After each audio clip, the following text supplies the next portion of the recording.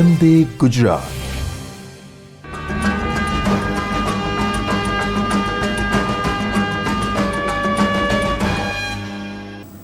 Hello, આપણે જે ચાક ગતિ માટે ભાગ 1 અને ભાગ 2 લીધા હતા, તેની અંદર રેખીય ગતિ, રેખીય વેગ, કોણીય પ્રવેગ, ટોર્ક, કોણીય વેગમાન જેની માહિતી લીધી. હવે એની થોડું આગળ વધીએ છીએ કે જેમાં સમાંતર અક્ષ પ્રમેયની જે રજૂઆત, સમાંતર અક્ષ પ્રમેય સાથે લંબ અક્ષ પ્રમેય અને મિશ્ર ગતિની આજે ચર્ચા કરશું કે જેમાં સમાંતર અક્ષ પ્રમેય એ શું છે, જે અહીંયા આગળ આપણે બતાવી શકાય કે આ એક દ્રઢ પદાર્થ છે. ધારો કે આપણે આ લઈએ, આ એક પદાર્થ છે અને એની જડત્વની ચાક માત્રા જે આપણે I = આપણે અગાઉ લીધું આ રીતે ફરે તો એને આપણે I = ½mv² તરીકે લઈ શકાય. અને જો એને આ રીતે ફેરવવામાં આવે, આ રીતે ચાક ગતિ કરાવવામાં આવે તો એમાં જડત્વની ચાક માત્રા બદલાઈ જશે. જે આપણે અગાઉ લખેલો કે જડત્વની ચાક માત્રા જે આકાર ઉપર આધાર રાખે અને એની પરિભ્રમણ અક્ષની પસંદગી પર વચ્ચેથી ફેરવો તો એની વેલ્યુ આવશે એ વેલ્યુ I1 થશે. જ્યારે અહીંયા આગળ આ રીતે ફેરવો તો એ જડત્વની ચાક માત્રા બદલાશે. તો જે નળાકાર છે તો એના માટે જે જડત્વની ચાક માત્રાનું સૂત્ર છે I = 1/12ml², જેનું ડેરિવેશન આપણે ટેક્સ્ટબુકમાં આપેલ છે. પરંતુ આ ક્રોસમાં એને ફેરવવામાં આવે તો જડત્વની ચાક માત્રા બદલાશે. એ જ રીતે બીજા થોડા જે શરૂઆતમાં જે કેપ્લરનો નિયમ જે થર્ડ ચેપ્ટરમાં પણ રિપીટ થાય છે, જે અહીંયા આગળ dA/dt બરાબર અચળથી બતાવી શકાય, જ્યાં dA/dt જે ક્ષેત્રીય વેગ તરીકે બતાવે છે, જેનો એકમ m²/સેકન્ડ. આના પરથી તમને MCQ જે પારિમાણિક સૂત્ર પણ પૂછી શકાય. ક્ષેત્રીય વેગ એટલે m², ક્ષેત્રફળ ભાગ્યા સમય એટલે m²/સેકન્ડ. એ રીતે જડત્વની ચાક માત્રા જે અલગ અલગ આકાર ઉપર અલગ અલગ આવશે, એનું મેઇન ફોર્મ્યુલા છે I = σ/mi/ri². એનો એકમ આવી શકે kg/m², અથવા એને તમે જૂલ સેકન્ડ સ્ક્વેરથી પણ બતાવી શકો. કારણ કે જૂલ એટલે આવશે kg/m²/સેકન્ડ², તો સાદુરૂપ આપો તો એને kg/m² એટલે જૂલ સેકન્ડ સ્ક્વેરથી બતાવી શકાય. ઉપરાંત જે તકતી માટે ½ mr². તો અહીંયા આગળ રિંગ અને તકતી, જે રિંગ જેને આપણે પોલો નળાકાર તરીકે પણ લઈ શકાય. રિંગ માટે એક્ઝામ્પલ આપણે લઈએ, જે રિંગ એક બંગડી તરીકે લઈએ તો એક બંગડી હોય તો એ રિંગ કહેવાશે. પરંતુ એવી 10 બંગડી કે 100 બંગડીને એકબીજ ઉપર ગોઠવો તો એ જે આખો એ પોલો નળાકાર થઈ જશે. એટલે રિંગ અથવા પોલો નળાકાર બંને માટે I બરાબર આવશે ½ mr². અને જો નક્કર નળાકાર હોય તો એના માટે આવશે I = I = 1/2mr². તો અહીંયા આગળ નક્કર નળાકાર માટે આપણે એક આ જે સિક્કો કોઈનને પણ આપણે લઈ શકાય, અને એ કોઈનને તમે આ રીતે ફેરવો તો એના માટે આવશે ½ mr². નક્કર નળાકાર લેવો તો આ નક્કર નળાકાર તમે આ રીતે ફેરવો તો એ આવશે, આ જે ચાક ગતિ થાય જેના માટે આવશે I = ½ આ રીતે આપણે લઈએ તો આ ચાક ગતિ જે થાય છે તો એને આપણે 1/2mr² તરીકે લઈ શકાય. નળાકારને આપણે ઘણી અલગ રીતે ફેરવી શકાય. દરેક માટે જડત્વની ચાક માત્રા બદલાશે. તો રિંગ અથવા પોલો નળાકાર બંને માટે આવશે I = mr². જ્યારે તકતી અથવા નક્કર નળાકાર જેના માટે આવશે I = 1/2mr². એ રીતે નક્કર ગોળો જેના માટે આપણે લઈ શકીએ 2/5mr². નક્કર ગોળાના એક્ઝામ્પલ આપણે લઈ શકાય પૃથ્વી. અને પોલો ગોળો જે આપણે ફૂટબોલ તરીકે લઈએ અને ફૂટબોલને આ રીતે ફેરવો તો એ પરિસ્થિતિમાં I = આવશે 2.3mr². એટલે અહીંયા આગળ એની પરિભ્રમણ અક્ષ જેના વ્યાસમાંથી પસાર થાય છે તે માટે I = 2/5mr² નક્કર ગોળા માટે અને 2/3 mr² પોલા ગોળા માટે. અને એક બીજું આવશે ચક્રાવર્તન ત્રિજ્યા જે રેડિયસ ઓફ ગાયરેશન તરીકે બતાવી શકાય તો એનું ફોર્મ્યુલા કે આવશે. એને આ રીતે બતાવી શકાય આઈ ઇઝ ઇક્વલ ટુ એમ કે સ્ક્વેર, જ્યાં કે એ જે ચક્રાવર્તન ત્રિજ્યા બતાવી શકાય અને કે બરાબર રૂટ જે આપણે VRMS લખીએ છીએ તો એ કે બરાબર રૂટ સરેરાશ આર સ્ક્વેર. જે ત્રિજ્યા જે છે ત્રિજ્યાનો વર્ગ કરો તેનું સરેરાશ લેવો અને વર્ગમૂળ લેવો તો એ કે બતાવી શકાય, અથવા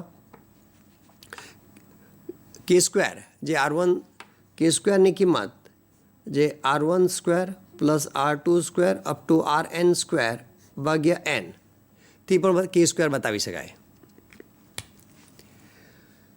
બીજું જે સમાંતર અક્ષ પ્રમેય જે આપણે વાત કરીએ કે સમાંતર અક્ષ પ્રમેય કે એમાં અને આ રીતે ફેરવો તો આવશે આઈ બરાબર MC સ્ક્વેર, જેની વેલ્યુ આવશે 1/12 ml સ્ક્વેર નળાકાર માટે. ફરીથી એ નળાકારને આ રીતે ફેરવો તો આવશે એ તકતી માટે એટલે કે 1/2 mr સ્ક્વેર જેવું થશે. અને એ જ નળાકારને આ રીતે ફેરવો, એ નળાકારને આ રીતે ફેરવો તો એની કિંમત આવશે 1/12 ml સ્ક્વેર. તો પરિભ્રમણ અક્ષ બદલીએ છીએ એટલે જડત્વની ચાક માત્રા બદલાઈ જશે. અને કેવી રીતે શોધી શકાય તે આપણે આગળ પછી જોઈએ. હવે બીજો પ્રમેય આપણે લઈએ છીએ લંબ અક્ષ પ્રમેય, જે ફક્ત સમતલીય પદાર્થ માટે વાપરી શકાય.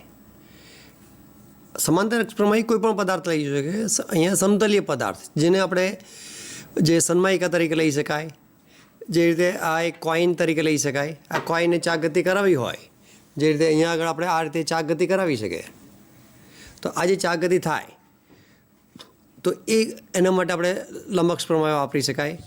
એને એ 5 રૂપીઝના કોઈનને આ રીતે પણ ચાક ગતિ કરી શકાય. તો એ કોઈન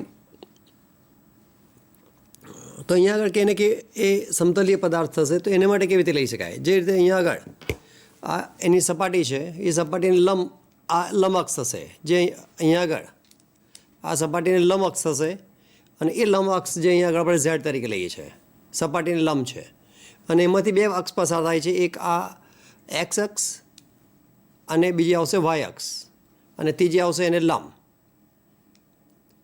તો એ લંબ અક્ષ એટલે ઝેડ અક્ષ થશે જે એક્સ અને વાય બંનેમાંથી પસાર થાય છે. એટલે અહીંયા આગળ એની આ જે સમાંતર અક્ષ એને અનુલક્ષીને ચાક ગતિ કરાવો એટલે આ રીતે ચાક ગતિ થશે જે એક્સ અક્ષને અનુલક્ષીને કહેવાય.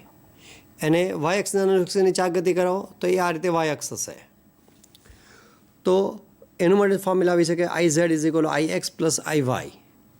જે લંબ અક્ષ હોય તે આગળ આવશે, બાકીની બે અક્ષ વચ્ચે આવશે. એ જ રીતે એક્સ અક્ષને લંબ અક્ષ હોય, સમતલને લંબ અક્ષ એક્સ હોય તો X is equal to I Y plus I Z. તો આ જે સમીકરણ છે તો એનો થોડાક એક્ઝામ્પલ લઈએ, જેમાં અહીંયા આગળ આપણે પહેલું લઈએ છીએ કે બે સમાન ઈંડા કે જેમાં એક ઈંડું કાચું છે અને બીજું ઈંડું જે બાફેલું છે અને બંનેને સમાન કોણીય વેગથી ભ્રમણ કરાવવામાં આવે તો કયું ઈંડું વધુ સમય સુધી ચાક ગતિ કરી શકશે. તો એના માટે કે કાચું ઈંડું અને બાફેલું ઈંડું એમાં શું ફેર પાવી શકે.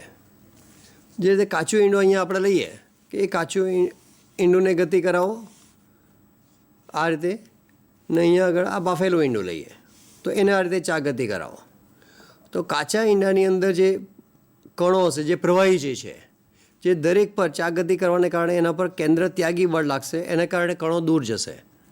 જ્યારે આના દરેક કણો બધા સ્થિર રહેશે એટલે કોઈ ગતિ કરી શકે નહીં. એટલે દરેક કણનું સ્થાન અચળ છે તો એના પરથી આપણે લખી શકાય આઈ બરાબર અચળ. જે કારણ કે આપણે આઈની ફોર્મ્યુલા લખેલું છે સિગ્મા MI RI સ્ક્વેર ભાગ્યા સિગ્મા RI સ્ક્વેર. તો દરેકનું સ્થાન અલગ છે એટલે એના માટે આઈ અચળ રહેશે. જ્યારે આના ઉપર આપણે આઈ વધે છે તો બંનેને એક સરખો સમાન કોણીય ઝડપથી ફેરવવામાં આવે છે તો કયું ઈંડું વધારે સમય સુધી ચાક ગતિ કરી શકશે. એટલે એને જે ફેરવવા માટે જે ટોર્ક લાગશે તો ટોર્કનું સૂત્ર છે torque is equal to I alpha, જે આપણે અગાઉ મેળવ્યું છે. તો સમાન ટોર્ક છે એટલે આઈ આલ્ફા બરાબર અચળ, તો એના પરથી કહી શકાય I1 alpha 1 is equal two I2 alpha 2. અથવા બતાવી છે કે આલ્ફા ચલે છે 1/i, આલ્ફા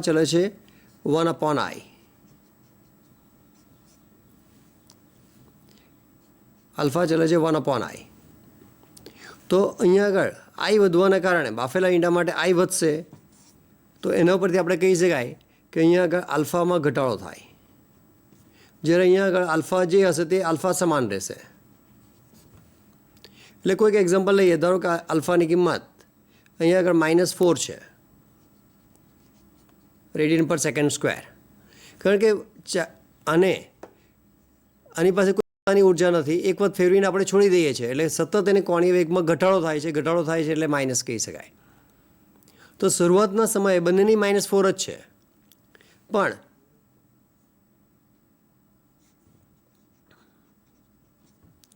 અહીંયા આગળ કાચા ઈંડામાં કેપિટલ આઈ વધવાને કારણે આલ્ફામાં ઘટાડો થાય એટલે અહીંયા આગળ આલ્ફાની કિંમત આવશે -8 રેડિયન પર સેકન્ડ સ્ક્વેર, સોરી -2. એટલે આલ્ફા ઘટી ગયું, તો એને કારણે એમાં જે રીતે આપણે ઘર્ષણ બળ અહીંયા ઓછું લાગે એમ કહી શકાય, અહીંયા આગળ ઘર્ષણ વધારે છે.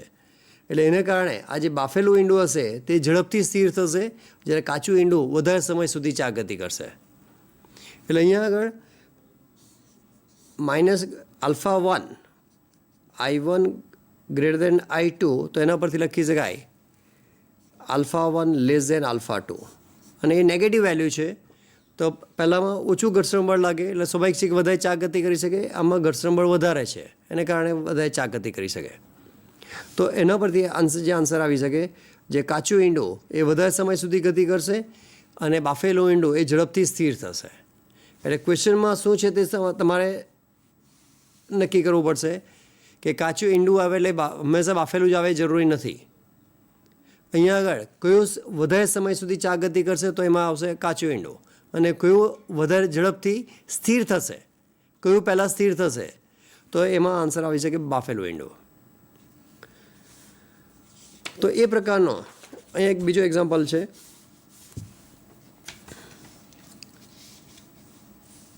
જે એક બિંદુ પીનો સ્થાન સદિશ આર આપેલો છે 2i + 6j - 12k, અને એના પર એક આ બળ લાગે છે F = α_i + 3j + 6k લાગે છે. આલ્ફાના કયા મૂલ્ય માટે ઉદ્ગમ બિંદુની આસપાસ કોણીય વેગમાનનું સંરક્ષણ થશે? હવે અહીંયા ક્વેશ્ચન્સમાં પહેલાં એક તો આલ્ફા એ કોણીય પ્રવેગ નથી, આલ્ફા એક સંજ્ઞા છે, એક્સ વાય એન જે અજ્ઞાત આપણે લઈએ છીએ તે પ્રકારનો એક અજ્ઞાત છે, એ કોઈ કોણીય પ્રવેગ નથી. બીજું, અહીંયા આગળ કોણીય વેગમાનનું સંરક્ષણ થશે, જે આપણે વેગમાન સંરક્ષણનો નિયમ લીધો તો એમાં આપણે લખેલું કે ટોર્ક = 0 હોય તો કોણીય વેગમાન અચળ થાય, અને ટોર્ક 0 થાય એટલે ટોર્કની કિંમત આપણે ફોર્મ્યુલાનો ઉપયોગ કરવો પડે.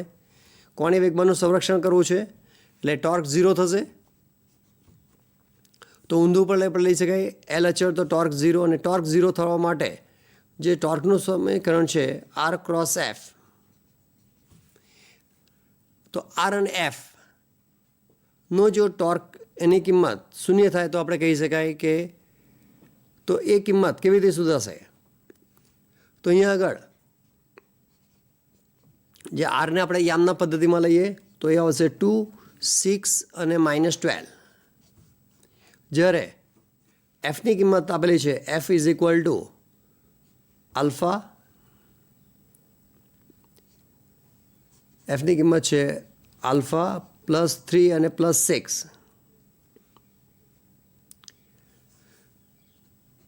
અહીંયા આગળ આરની કિંમત -6 આવશે, એટલે અહીંયા -2 -6 -12, અહીંયા આલ્ફા 3 અને 6.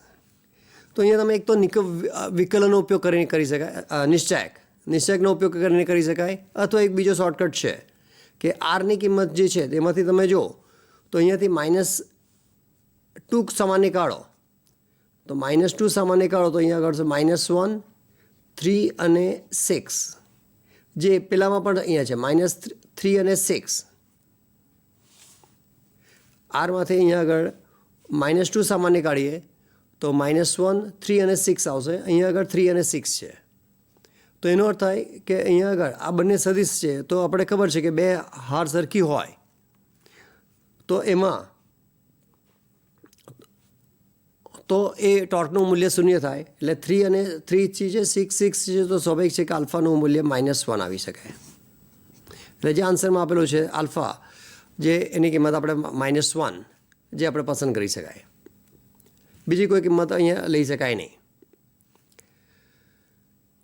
તો અહીંયા આગળ ટોર્ક જે સંકલનથી પણ લઈ શકાય, નિશ્ચાયકથી પણ લઈ શકાય. આઈ જે કે આરની કિંમત આવશે -2 સામાન્ય કાઢો તો -1 3 6 અને આલ્ફા 3 અને 6. તો આલ્ફા અને આઈ જે કે -1 3 6 આલ્ફા 3 6 તો અહીંયા આલ્ફા ઇઝ ઇક્વલ ટુ -1 આના પરથી આપણે પણ સાબિત કરી શકાય. તો આ રીતે હવે ઘણા MCQ આપણે લઈ શકાય.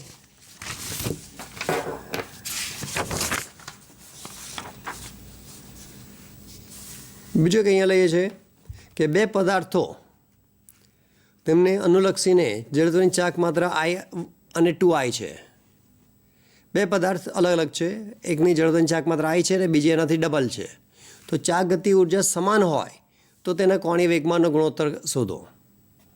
તો ચાક ગતિ ઉર્જા સમાન છે તો પહેલાં 3 વચ્ચેનો સંબંધ મેળવવો પડે. કેપિટલ I ચાક ગતિ ઉર્જા એટલે કે K અને કોણીય વેગમાન એટલે કેપિટલ L તે વચ્ચેનો સંબંધ. એના માટે એક સમીકરણ આપણે એક તો ગતિ ઉર્જા માટે રેખીય ગતિ માટે ½ mv² અથવા બીજું લખેલું છે p²/2m. તો એના પરથી ચાક ગતિ ઉર્જા લખી શકાય ½I⍵² અથવા L²/2I. તો અહીંયા આગળ આપણે આ સમીકરણનો ઉપયોગ કરશું. તો K is equal two L²/2I. અહીંયા ક્વેશ્ચનમાં આપેલું છે ગતિ ઉર્જા અચળ એટલે એના પરથી લખી શકાય L² is equal two 2K × I. તો ગતિ ઉર્જા અચળ છે, K અચળ છે, 2 સંખ્યા છે તો એના પરથી લખી શકાય L² ચલે છે I અથવા L ચલે છે √I. આ રીતનો પણ ક્વેશ્ચન્સ પૂછી શકાય. આ રીતે પણ એક MCQ આવી શકે કે L એ √I ના સમપ્રમાણમાં છે. તો એનો ઉપયોગ કરીને તમે સહેલાઈથી ગણતરી કરી શકો કે L1/L2 is equal two I1/I2 અને તેનું વર્ગમૂળ. તો I અને 2I આપેલા છે તો વર્ગમૂળમાં I એટલે I1ની કિંમત છે અહીંયા આગળ I અને I2ની કિંમત છે 2I. તો એના પરથી આન્સર આવશે 1/√2. જે અહીંયા આગળ 4 ઓપ્શન આપેલા છે તો એમાં 1/√2 એ એનો કરેક્ટ આન્સર આવશે. એટલે આ K is equal two I⍵² પણ અગત્યનું છે અને L²/2I આ બંને સમીકરણ એ ખાસ યાદ રાખવાના. એના પરથી ઘણા ન્યુમેરિકલ્સ MCQ બને છે.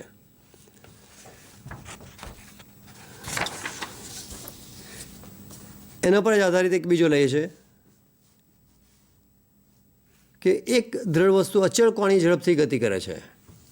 આ દ્રઢ વસ્તુનું કોણીય વેગમાન x% ઘટે છે તો પદાર્થની ચાક ગતિ ઉર્જામાં 125%નો વધારો થાય છે. તો xની કિંમત કેટલી હોઈ શકે? તો આની માટે પહેલાં તો કોણીય ઝડપ આપણે કહી શકાય કે ઓમેગા જેની કિંમત અચળ છે. ઓમેગા અચળ છે તો આપણે કહી શકાય α = 0 અને આલ્ફાનું સૂત્ર છે torque is equal two I α = 0. તો જે શરૂઆતમાં આપણે લીધો કે કોણીય વેગમાનના સંરક્ષણનો નિયમ torque is equal two dL/dt બરાબર 0 એટલે કે L બરાબર I⍵ બરાબર અચળ.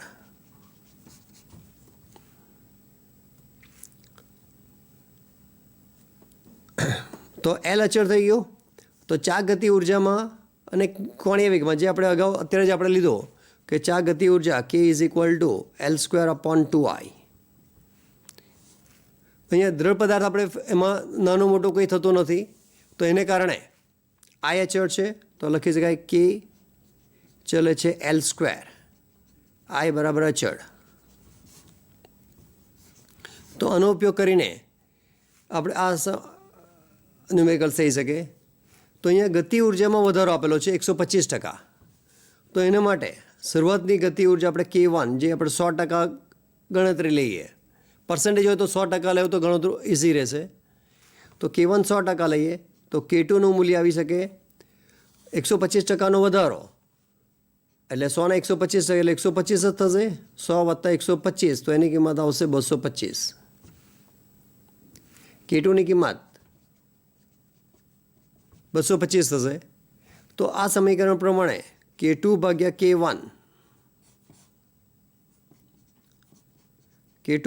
K1 is equal two L2 ભાગ્યા L1 તેનો વર્ગ. તો K2ની કિંમત આવશે 225, K1ની કિંમત છે 100 અને એનું વર્ગમૂળ લઈએ તો L2/L1 આવી જશે. તો આ કિંમત આવશે 2.25નું વર્ગમૂળ, એટલે વર્ગમૂળમાં 2.25 બરાબર L2/L1. તો L2/L1ની કિંમત L2 ભાગ્યા L1 આપણે લખી શકાય 2.25નું વર્ગમૂળ, જે આપણને દરેકને ખબર છે 225નું વર્ગમૂળ 15, તો 2.25નું વર્ગમૂળ આવશે 1.5. તો પ્રતિશત વધારો, પ્રતિશત ફેરફાર આપણે કેવી રીતે નક્કી કરી શકાય? તો એના માટે જે પ્રતિશત ફેરફાર જે પહેલા ભાગમાં આપણે લીધેલો ΔK/K ગુણ્યા 100%. તો ΔK એટલે કે K2 અંતિમ માઇનસ પ્રારંભિક ભાગ્યા પ્રારંભિક ગુણ્યા 100%. એટલે એને એમ પણ લખી શકાય K2 ભાગ્યા K1 -1 ગુણ્યા 100%. તો K2/K1ની આપણી પાસે કિંમત છે જ, K2/K1 -1 ગુણ્યા 100%. તો અહીંયા આગળ આ જે કિંમત આવશે K2/K1 જેની કિંમત છે 1.5, 1.5 - 1 એટલે 0.5 ગુણ્યા 100%. તો એ કિંમત આવશે 50%. એટલે જે એક્સની કિંમત જે અહીંયા આગળ એક્સની કિંમત એટલે કે ગતિ ઉર્જામાં કોણીય વેગમાનમાં કેટલા ટકાનો ફેરફાર થશે, તો એ આવશે 50%ની પ્લસ કિંમત આવશે, એટલે 50%નો વધારો એમાં પણ બતાવી શકાય.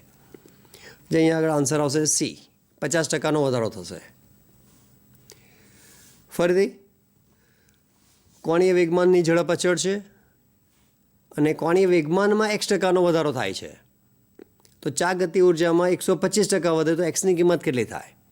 સામાન્ય રીતે ઘણા એક્ઝામ્પલમાં ચા ગતિ ઉર્જામાં વધારો આપતા હોય છે અને કોણીય વેગમાન શોધવા કહે છે, તો આવું ઉલટું પણ પૂછી શકાય. તો એના માટે બંનેની મેથડ એકસરખી રહેશે કે K બરાબર L²/2i. તો I અચળ છે એટલે K ચલે છે L². તો એના પરથી K2/K1 L2/L1નો વર્ગ કિંમત મૂકી દો તો L2/L1ની કિંમત આવશે 1.5. તો પ્રતિશત ફેરફારનું જે સમીકરણ છે ΔK/K ગુણ્યા 100%, એટલે K2 - K1/K1, જે આપણે ભાગ 1માં જે ત્રુટિવાળો જે એક્ઝામ્પલ છે તેમાં આપણે લીધેલું છે અંતિમ માઇનસ પ્રારંભિક ભાગ્યા પ્રારંભિક ગુણ્યા 100%. તો એ કિંમત મૂકી દો તો એનો આન્સર આવશે 50%. એવો જ એક બીજો એક્ઝામ્પલ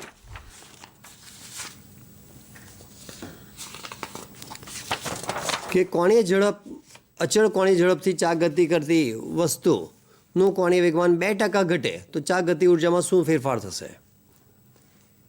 આ રીતે પણ આવી શકે. પેલું એક્ઝામ્પલમાં આપણે પ્રતિશત 125%નો ફેરફાર છે, અહીંયા આગળ ખાલી 2%નો છે, એટલે 2%નો ફેરફાર જે આપણે સૂક્ષ્મ ફેરફાર કહી શકાય.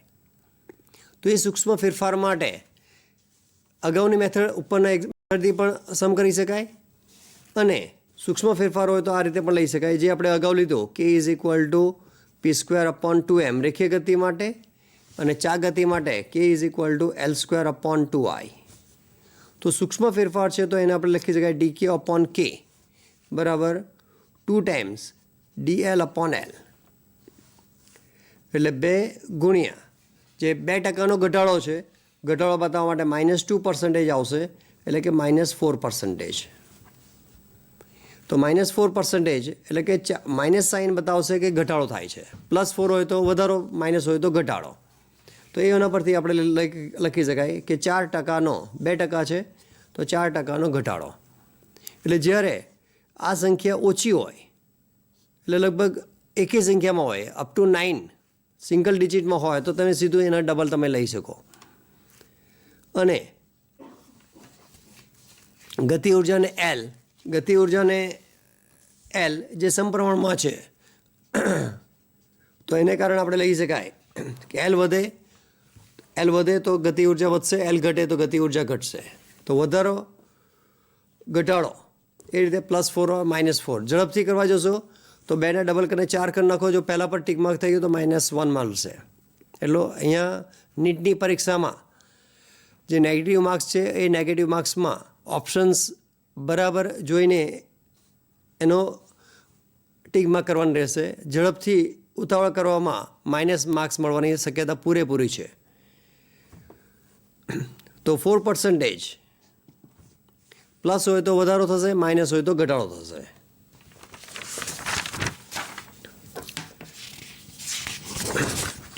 તો ઉપરાંત હવે બીજું થોડું ચા ગતિ, જે સળિયાની આપણે ચા ગતિની જે વાત કરી હતી કે સળીઓને આ રીતે ગતિ કરાવો તો એના માટે આવશે I બરાબર 1/12 ml². જે ત્રિજ્યા એ રિંગ માટે આવશે I, અથવા પોલો નળાકાર માટે આવશે I બરાબર ½ mr². તકતી માટે આવશે 1/, અગાઉ જે આપણે લીધેલું હતું I બરાબર mr². એ ક્યારે હતું કે જો એની પરિભ્રમણ અક્ષ જો સપાટીને લંબ હોય તો, અને એ આ રીતે જો ચા ગતિ થતી હોય તો એના માટે આપણે લખી શકાય I બરાબર mr² રિંગ માટે. પણ અહીંયા આગળ એની વ્યાસને અનુલક્ષીને એ રિંગને તમે આ રીતે ફેરવો તો એ વ્યાસને અનુલક્ષીને ચા ગતિ થાય છે. તો એના માટે આવશે ½ mr², જે લંબઅક્ષ પ્રમેય દ્વારા આપણે સાબિત કરી શકાય. લંબઅક્ષ પ્રમેય જે આપણે અગાઉ લીધું IZ = IX + IY, એક્સ અને વાય એને તમે આ રીતે ચા ગતિ કરાવો. આ કોઈનને આ એક્સ અક્ષ લેવો કે આ વાય અક્ષ લેવો, બંને માટે IX અને IY સરખા થશે. તો અહીંયા લખી શકાય 2 ટાઈમ્સ IX = IZ. IZની વેલ્યુ આવશે mr² ભાગ્યા 2 = IX. એટલે આ જે એક્સ અક્ષ અથવા વાય અક્ષને અનુલક્ષીને ચા ગતિ છે તો એના માટે આવશે mr². અને IZ લેવું હોય તો IZ જે લંબઅક્ષ માટે છે તો એના માટે આવશે mr². એટલે જે લંબઅક્ષ માટે હોય એના કરતાં વ્યાસ માટે એના કરતાં અડધું થઈ જશે. એ જ રીતે નક્કર નળાકાર માટે આપણે લખેલું છે IZ = 1/2 mr². તો એના ઉપરથી IX અથવા IY એના કરતાં અડધું એટલે 1/4 mr².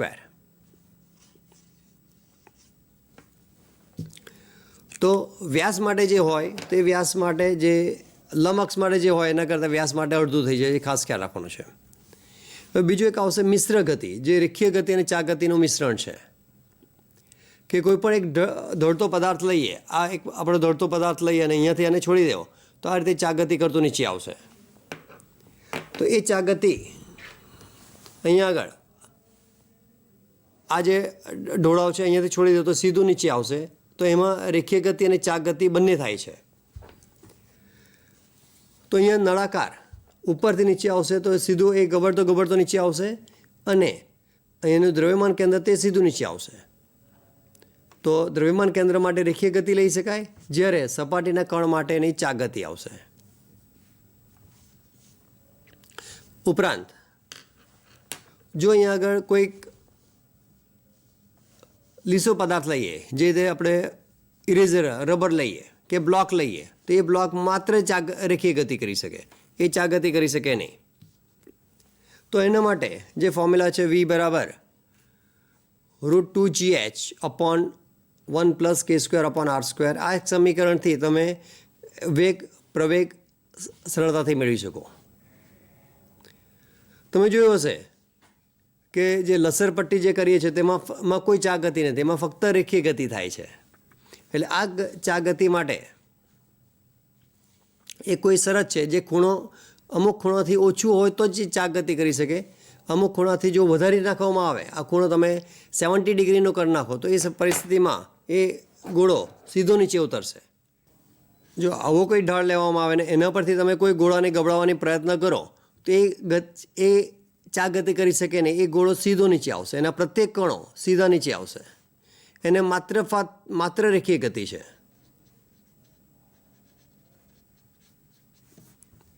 માત્ર રેખીય ગતિ છે ક્યારે? ઢાળ વધારે હોય તો. પણ ઢાળ ઓછો હોય અને એ પરિસ્થિતિમાં એને ગબડાવવામાં આવે, અહીંયાથી છોડી દેવું તો આ રીતે આ ગબડતો નીચે આવશે અને દ્રવ્યમાન કેન્દ્ર વચ્ચે આ રીતે ગતિ કરશે. તો આના પર આધારિત તો એના માટેની જે શરત છે, કોઈ ખૂણો એવો આપણને મળશે કે એનાથી વધારે હોય તો માત્ર રેખીય ગતિ, એનાથી ઓછો હોય તો રેખીય ગતિ અને ચાક ગતિ બંને આવશે. તો એના માટેની શરત આવશે μs બરાબર tan θ upon 1 plus r² upon k². આ ત્રણ સૂત્ર ખાસ અગત્યના છે. તો એના માટે એક બીજો સમ આપણે લઈએ. બીજા જે MCQ છે,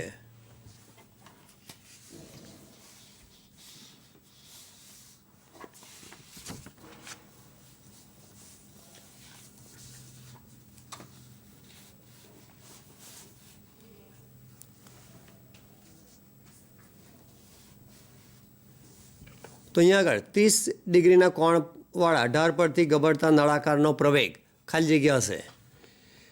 હવે આ ઘણી અલગ અલગ રીતે થઈ શકે, પણ જે આપણે અગાઉ સમીકરણ લીધું એ સમીકરણનો જો આપણે ઉપયોગ કરીએ તો સરળતાથી બતાવી શકાય. અહીંયા જે આપણે પ્રવેગનું સમીકરણ છે એ બરાબર g sin θ upon 1 plus k² upon r². આના ઉપરથી પ્રવેગનું મૂકી દેવું તો એ આન્સર સહેલાઈથી મળી શકશે. તો એનું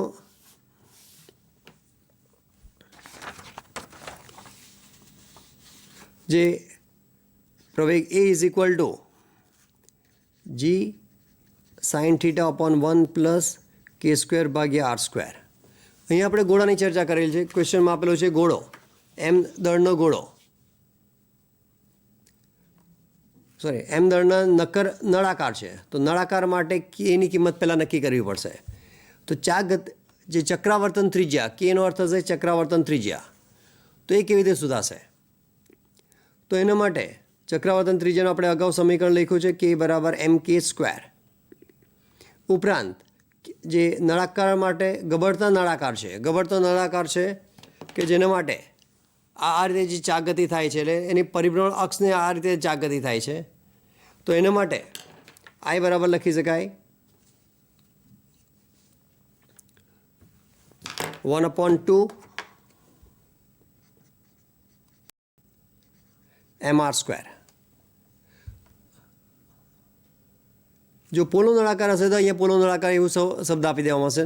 નક્કર નળાકાર એવું નથી તો એ નક્કર નળાકાર તમારે સ્વીકારી લેવાનો. અને તો એના પરથી આ દળ કેન્સલ થઈ જાય તો k² ભાગ્યા r², જેની કિંમત અહીંયા જરૂર છે તો એની કિંમત આવશે 1/2. અને એ કિંમત અહીંયા મૂકી દેવો તો g sin θ આપેલું છે 30 ડિગ્રી, g sin 30 ભાગ્યા 1 plus 1/2. તો g sin 30 ની કિંમત આવશે 1/2 ભાગ્યા આ કિંમત આવશે 1 plus 1/2 મીન્સ 3/2. તો આ 2 કેન્સલ થઈ જશે તો કરેક્ટ આન્સર આવશે g/3. એટલે કોઈ પદાર્થને મુક્ત પતન કરવામાં આવે, આ રીતે પદાર્થને એને મુક્ત પતન કરાવી દો તો એનો પ્રવેગ આવશે એ બરાબર g. પણ જ્યારે એને ગબડતો એને નીચે લાવવામાં આવે અને આ રીતે ગબડતો નીચે લાવવામાં આવે તો એના માટે એનું સમીકરણ આવશે એ બરાબર g/3. તો એ રીતે આ સમીકરણનો ઉપયોગ કરીને તમે અલગ અલગ આકાર માટે કેની કિંમત શોધીને અહીંયા તમે પ્રવેગ શોધી શકો. આઈનું મૂલ્ય દરેક માટે અલગ છે. પોલો નળાકાર હોય તો ફક્ત mr² લેવાશે. ગોળો હોય, નક્કર ગોળો હોય તો 2/5 mr² લેવાશે. પોલો ગોળો હોય તો 2/3 mr² લેવાશે. તો દરેક માટે જે k²/r² ની કિંમત એ અલગ અલગ આવશે. તો એના માટે દરેક માટે અલગ અલગ પ્રવેગ આવશે. એમાં સૌથી જે ગોળા માટે સંપર્ક પોઈન્ટ એક જ છે. જ્યારે નળાકાર લેવો તો નળાકાર માટે અહીંયા આગળ નળાકાર આપણે લઈએ તો નળાકાર માટે સંપર્ક વધી જશે. તો સૌથી વધારે પ્રવેગ એ ગોળા માટે આવશે, એને કારણે ગોળો સૌથી વધારે ઝડપથી નીચે આવશે. નળાકાર અને પોલો નળાકાર જેની ઝડપ અલગ અલગ આવશે. તો એ પ્રવેગ પરથી આપણે નક્કી કરી શકાય કે કોણ પહેલાં આવી શકે. આ રીતે પણ બીજા આવી શકે અલગ અલગ રિંગ માટે. તો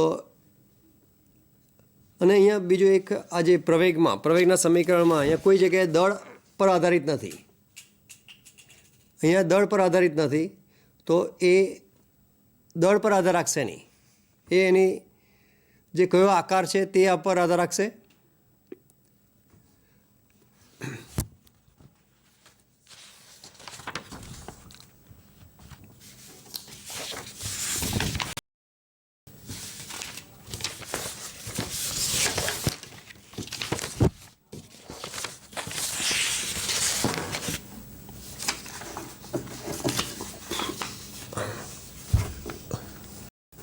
હા,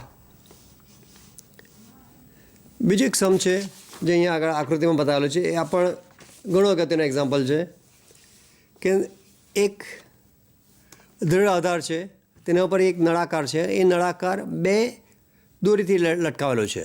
એટલે અહીંયાથી એક દોરી પસાર કરીએ, અહીંયા વીંટાળેલી છે, અને બીજી દોરીનો છેડો બીજા છેડાને એને બીજા પોઈન્ટ પર એને જડિત કરેલ છે. તો આ બે અલગ દોરીને અહીંયા આગળ વીંટાળી રાખો, અને તો અહીંયા તમે પકડી રાખો તો સ્થિર રહેશે, પણ જો છોડી દો તો વજનને કારણે નીચે ઉતરશે. ફરીથી અહીંયા બે દોરી જે છે, બે દોરીને અહીંયા બાંધેલી છે, અને બંને દોરીને એવી રીતે બાંધેલી છે કે જો આ નળાકારને છોડી દો તો એ નીચે ગબડતો નીચે ઉતરશે. તો આ નળાકાર જે આકૃતિમાં દર્શાવ્યા પ્રમાણે નક્કર નળાકારને લટકાવવામાં આવેલ છે. નળાકારને મુક્ત પતન કરવામાં આવે તો એ ચા ગતિ કરતો નીચે ઉતરે છે, જે ક્વેશ્ચનમાં આપેલો જ છે. તો એ તણાવ બળ કેટલું હશે અને એનો પ્રવેગ કેટલો હશે તે આપણે નક્કી કરવું છે. તો એના માટે જે ચા ગતિ કરે છે, એટલે સ્વાભાવિક છે કે ચા ગતિ કરતા પદાર્થ માટે આપણે અહીંયા લઈ શકાય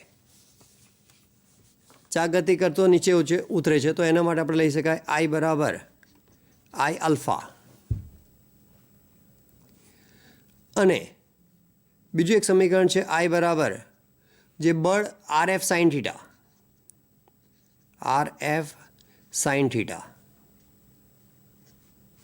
તો બંનેને સરખાવો તો I આલ્ફા R, જે બળ લાગશે તો અહીંયા આગળ બે બળ લાગશે એટલે 2T કહી શકાય, અને સાઇન 90 જે નળાકારને સ્પર્શકની દિશામાં લાગે છે, એટલે એ માટે એને સાઇન 90 લઈ શકાય. અને અહીંયા આગળ આપણે રેખીય પ્રવેગ પણ શોધવાનો છે. તો જે સમીકરણ આપણે લઈએ છીએ V is equal to R omega, તે રીતે પ્રવેગ માટે લખી શકાય V is equal to R alpha. તો આલ્ફાની કિંમત આવી શકે A/R. નક્કર નળાકાર છે તો આઈની કિંમત આવશે નક્કર નળાકાર માટે, જે એના વ્યાસને અનુલક્ષીને ચા ગતિ થાય છે. અને પરિભ્રમણ અક્ષ જે નળાકારની અક્ષને સમાંતર છે, તો એના માટે આવશે I બરાબર હાફ mr², નક્કર નળાકાર છે એટલા માટે. અને આલ્ફાની કિંમત આવશે A/R is equal to R into 2T sine 91. તો જે તો અહીંયા આગળ R² જે એક R કંઈ કટ થઈ જશે, એક R આની સાથે કટ થઈ જશે. તો MA બરાબર આપણે સમીકરણ આપણને આવશે M ઇન્ટુ A બરાબર 2 અહીંયા જશે, એટલે MA બરાબર 4T. આ એક સમીકરણ આવી ગયું. બીજું તણાવ બળ માટે જે આપણે ભાગ 1માં ઘણા બધા એક્ઝામ્પલ્સ કરેલા, MA જે પરિણામી બળ લાગે છે જેને કારણે એ નીચે ઉતરે છે, તો એ પરિણામી બળ કેટલું હશે? તો બીજું સમીકરણ મેળવવા માટે જે MA જે પરિણામી બળ લાગે છે, એ પરિણામી બળ એ ક્યારે લાગી શકે? સ્વાભાવિક છે કે ગુરુત્વાકર્ષણ બળ જે mg એ 2T કરતાં વધારે હોય તો જ એ શક્ય છે. અહીંયા તમે એકદમ હલકો નળાકાર મૂકો તો એ નીચે ઉતરશે નહીં. તો એ તણાવ બળ કરતાં વજન બળ વધારે હોય તો જ નીચે ઉતરશે. તો એના પરથી લખી શકાય MA is equal two mg minus 2T. તો અહીંયા આગળ MAના બે સમીકરણ આપણને મળશે, તો એ બંને સમીકરણને સરખાવો તો 4T is equal two mg minus 2T. તો અહીંયા આગળ 6t is equal two mg, તો t ઇઝ ઇક્વલ ટુ આવશે mg/6. જે અહીંયા આગળ આપણને જે ઓપ્શન આપેલા છે તણાવ બળ t બરાબર mg/6 એ કરેક્ટ આન્સર રહેશે. અલગ અલગ 6 mg, mg/3. બીજું અહીંયા આગળ એક તમે કોઈ ઉતાવળો વધારે સમય ન હોય અને એમાં તમે જુઓ તો એ t બરાબર 6 mg, તણાવ બળ ગુરુત્વાકર્ષણ બળ કરતાં વધારે છે, તો એ સંજોગમાંથી ચાક ગતિ કરી શકે જ નહીં. તણાવ બળ વધારે હોય તો એ નીચેથી ઉપર જશે, એ નીચે ઉતરે એમ ક્વેશ્ચનમાં આપેલો છે. એટલે t બરાબર 6 mg એ ક્વેશ્ચન આવી શકે. t બરાબર જે mg કરતાં વધારે હોય, mg કરતાં વધારે હોય, આ બે ઓપ્શન તો ઓટોમેટિક કેન્સલ થઈ શકે. તો બાકી રહેશે t બરાબર mg/6, mg/3. તો એમાંથી કોઈક વખત તમે જો સમય ન હોય ને વધારે ઝડપથી કરવું હોય અને ગેસિંગનો સવાલ આવે તો તેમાં આ રીતે બેમાંથી કોઈક સિલેક્ટ કરો તો તમને 50% રાઈટ કે રોંગ પડવાની ચાન્સીસ રહે. પણ થોડુંક ગેસિંગ બધામાં કરવાની જરૂર નથી. સમય ન હોય અને વધારે ઝડપથી ને બાકી હોય, વધારે બાકી હોય તો એ પરિસ્થિતિમાં આવું થોડું ગેસિંગ કરી શકાય. હવે 4માંથી 2 કેન્સલ થયા પછી અને સાથે એનો પ્રવેગ પણ શોધવાનો હોય. તણાવ બળ અથવા આવી શકે અથવા પ્રવેગ આવી શકે. જો પ્રવેગ શોધવાનો હોય તો આ જે તણાવ બળની કિંમત શોધી કાઢી તે સમીકરણ 1માં મૂકી દો. જે અહીંયા આગળ MAની કિંમત છે, MA બરાબર 4t છે, તો એ tની કિંમત mg/6 મૂકી દો. 4 tની કિંમત આવશે mg/6, તો m કેન્સલ થઈ જશે, તો એની કિંમત આવશે 2g/3. તો આ રીતે પ્રવેગ પણ ક્વેશ્ચનમાં આવી શકે, તો એને અનુરૂપ પણ MCQ આવી શકે અથવા તણાવ બળને લગતા પણ આવી શકે. તો આવા ગણતરીવાળા એક્ઝામ્પલ તમારે તૈયાર કરવા જરૂરી છે.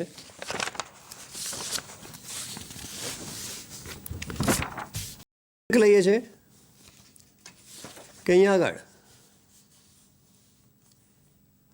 200 ગ્રામનો દળનો ગોળો સમક્ષિત સપાટી પર ગબડે છે. તેના દ્રવ્યમાન કેન્દ્રનો વેગ 2 સેન્ટીમીટર/સેકન્ડ હોય તો ગતિ ઉર્જા કેટલી હશે? અહીંયા તમે જોશો 4 ઓપ્શન આપેલા છે, તેમાં બધામાં જૂલ MKS એકમ છે, જ્યારે ક્વેશ્ચનમાં આપેલો છે બંને CGS એકમ છે. ક્યાં તો તમારે બંનેને MKSમાં ફેરવવું પડે ને ગણતરી કરી શકો, અથવા ડાયરેક્ટ પહેલાં CGSમાં આન્સર લાવી દો અને પછી એને જૂલમાં ફેરવો. તો ગતિ ઉર્જા K બરાબર જે ચાક ગતિ ઉર્જા છે એટલે અહીંયા આગળ લખાશે ½I⍵², જે K બરાબર ½mv² પરથી લઈ શકાય. જે દળ જેને I સાથે સંબંધ છે અને Vની જગ્યાએ ઓમેગા આવશે, એટલે K બરાબર ½I⍵². તો અહીંયા આગળ જે ગોળો આપેલો છે તો ગોળા માટે આઈની કિંમત આપણે અગાઉ લીધી છે 1/2, જે કિંમત આવશે 2/5mr², અને V બરાબર આપણે શરૂઆતમાં લીધેલું R ઓમેગા, તો ઓમેગા બરાબર લખી શકાય V/R. ત્રિજ્યાને આપણે કેપિટલ R લઈએ છીએ, તો ω² એટલે આવશે V²/R². તો R² કટ થઈ જશે, તો દળ અને વેગ આપેલો છે, આ 2 કટ થઈ જશે, 1/2.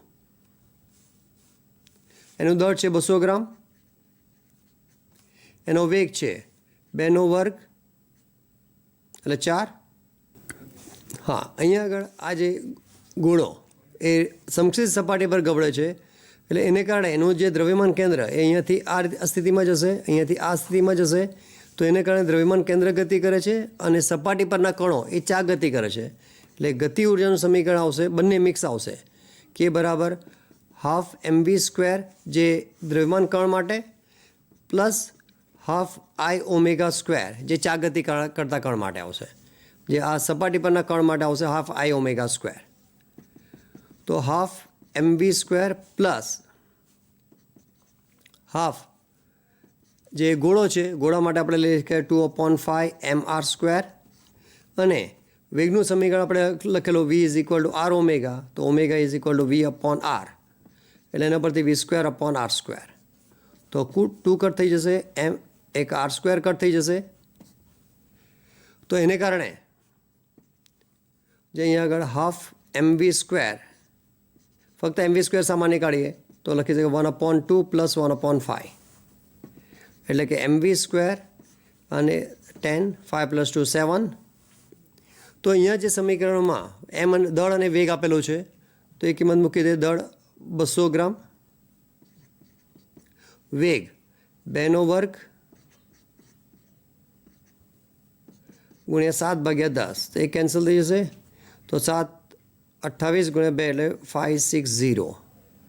560 પણ એ બંનેનો એકમ ગ્રામ અને સેન્ટીમીટર પર સેકન્ડ છે એટલે એનો એકમ આવી શકે ડાઇન.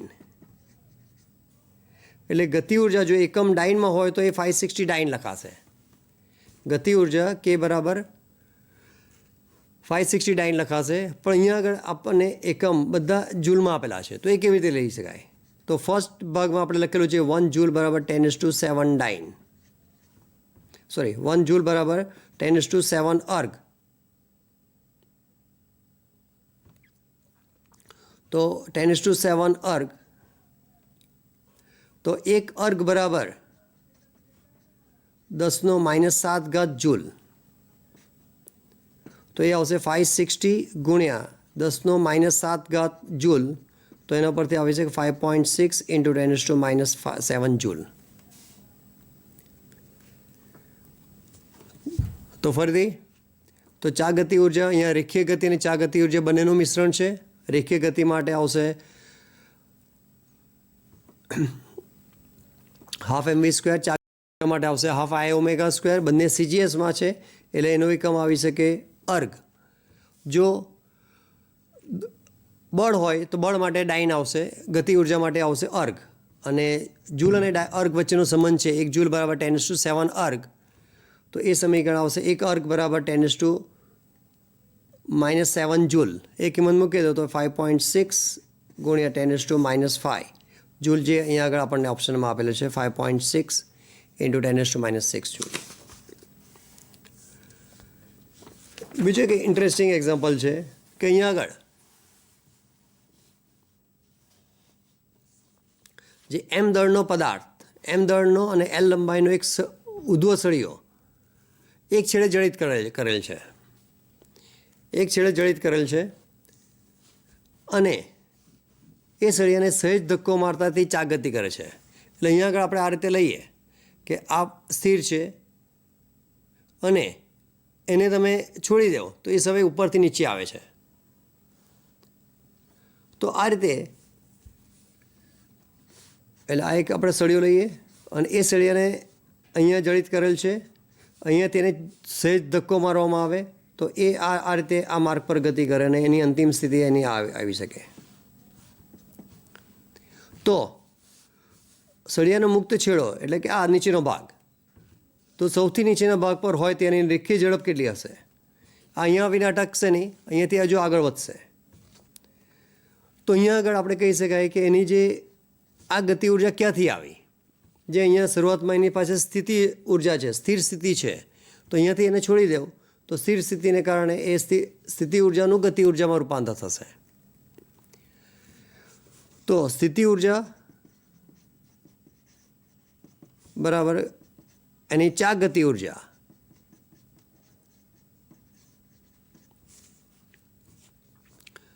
તો અહીંયા આગળ સ્થિતિ ઉર્જા એટલે ઊંચાઈ કેટલી લેવાની? અહીંયા આગળ ખાસ કરીને આજે એની સળિયાની લંબાઈ જે આપણને એલ આપેલ છે એટલે અહીંયા એક ગણતરીમાં ઘણાની મિસ્ટેક થઈ શકે. અહીંયા ઊંચાઈ L+L લઈને આ L+L અને 2L લઈ લે છે, એ ખોટું રહેશે. ચા ગતિ જે કરશે એ ફક્ત દ્રવ્યમાન કેન્દ્રને કારણે, જે આપણે અગાઉ શરૂઆતમાં લીધેલો કે આ ચા ગતિ જો અહીંયાથી વચ્ચેથી રાખો તો એ ચા ગતિ કરી શકે નહીં, એને છોડી દો ચા ગતિ થશે નહીં.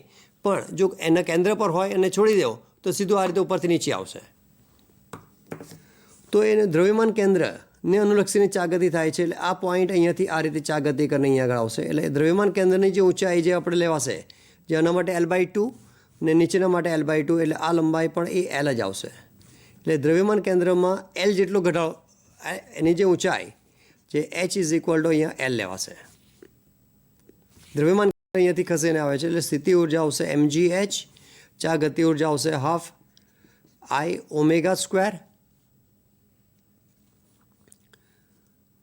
તો અહીંયા આઈની કિંમત આપણે કેટલી લેવાની? તો આઈ માટે જે સળિયો જે ફરી આ સળિયો અહીંયા આ રીતે ગતિ કરે તો આપણે લખેલું છે કે 1/12 ml², જે આપણે અગાઉ લીધો. સળિયો આ રીતે ગતિ કરે તો 1/2 ml², એની અક્ષ પરિભ્રમણ અક્ષને સમાંતર છે. પણ જ્યારે એની અક્ષ પરિભ્રમણ અક્ષને લંબ હોય, આ રીતે ગતિ કરે તો એ પરિસ્થિતિમાં લેવાશે 1/12 ml². ને અહીંયાથી આ રીતે ગતિ કરશે તો એના માટે આવશે 1/3 ml², જે સપાટી માટે થાય છે 1/3 ml². અને બીજું એક સમીકરણ જે આપણે અગાઉ પણ લીધું છે, V ω = V/R, જે આની વર્તુળાકાર માર્ગની ત્રિજ્યા જે L જેટલી જ રહેશે, એટલે V/L લઈ શકાય. તો બધી કિંમત મૂકી દઈએ. mgh = ½ 1/3 ml² V² L². તો એ L² કેન્સલ થઈ જશે. અહીંયા દળ છે એ પણ કેન્સલ થઈ જશે. G = L આપણે અગાઉ લીધું છે, એટલે GL 6GL = V². તો V આવશે √6GL. V √6GL. તો અહીંયા જે 6 ઓપ્શન આપેલા છે, √6GL, 5GL, √3GL અને √GL, તેમાંથી કયો સૌથી ઓપ્શન આપણે √6GL. અહીંયા આગળ આ ખાસ અગત્યનો પોઈન્ટ છે કે આ પદાર્થ જે ચા ગતિ કરશે તો એ ચા ગતિમાં દ્રવ્યમાન કેન્દ્રની ચા ગતિને ધ્યાનમાં લેવાની છે. એને અનુરૂપ એની જે ઊંચાઈ એટલે સ્થિતિ ઉર્જામાં જે mgh લેવાનું છે, mgh = 2L આવી શકે નહીં, એ mgh = L લેવાશે. એક ખાસ અગત્યનું રાખવાનું. અહીંયા આગળ આ એક છે, R ત્રિજ્યાના નક્કર ગોળાના વ્યાસને અનુલક્ષીને જડત્વની ચાક માત્રા કેટલી હશે. તો નક્કર ગોળા માટે અહીંયા આગળ I, R², R5, R3, R4. તો સામાન્ય રીતે આઈનું જે સમીકરણ લઈએ છીએ mr², તેના કારણે ઘણા બધા R²નો ઓપ્શન સિલેક્ટ કરી દઈએ છીએ, પણ એ ખોટું રહેશે. કારણ કે જે રિંગ, જે નક્કર ગોળો આપણે લઈએ તો એ ગોળાનું જેમ દળ વધતું જાય તેમ એની ત્રિજ્યા પણ વધશે. એટલે અહીંયા ત્રિજ્યાના સંદર્ભમાં લીધું છે, એટલે અલગ અલગ ત્રિજ્યા માટે એની જડત્વની ચાક માત્રા બદલાશે. તો દળને આપણે ઘનતામાં ફેરવવું પડશે. દળ ગુણ્યા વેગ, દળ ગુણ્યા કદ, R². તો રો કદનું ફોર્મ્યુલા છે 4/3 πr3 ગુણ્યા R². તો I ચલે છે R⁵. અહીંયા રો અચળ છે, 4/3 π અચળ છે, એના પરથી કહી શકાય R ચલે છે √R⁵. મિત્રો, અહીંયા જે આપણે MCQ લીધા, જેમાં ચા ગતિને લગતા દરેક પ્રશ્નો, દરેક ટૉપિક કવર કર્યા છે અને ઘણી એવી બધી હિન્ટ આપી છે, જેનો તમે ભરપૂર ફાયદો તેનો ઉપયોગ કરી શકો અને સારામાં સારા માર્ક્સ મેળવી શકો. કારણ કે ચાક ગતિ અને કણના તંત્રનું ડાયનેમિક્સ એ 2 ચેપ્ટરમાંથી લગભગ 2 કે 3 સવાલ આવવાની શક્યતા પૂરેપૂરી છે. તો કોઈપણ ટૉપિક ઓમિટ કરતાં એના सम्स जो करेला होय एना फॉर्म्युला जो खबर होय तो घणा इजी पण MCQ तमने मळी सके। तो मारी एक ज तमने सलाह है कि जे फिजिक्सना जे दरेक चेप्टर है तेमांथी कोई चेप्टर ओमिट करवाने बदले एना फॉर्म्युला तमारे याद रखवा जरूरी है कि जेने कारणे जे लास्ट जे MCQ लीधो R चले छे R⁵ तो एवा आंसर तमे झड़पथी पसंद करी सको अने तमे पूरेपूरा मार्क्स मेळवी सको। Thank you very much.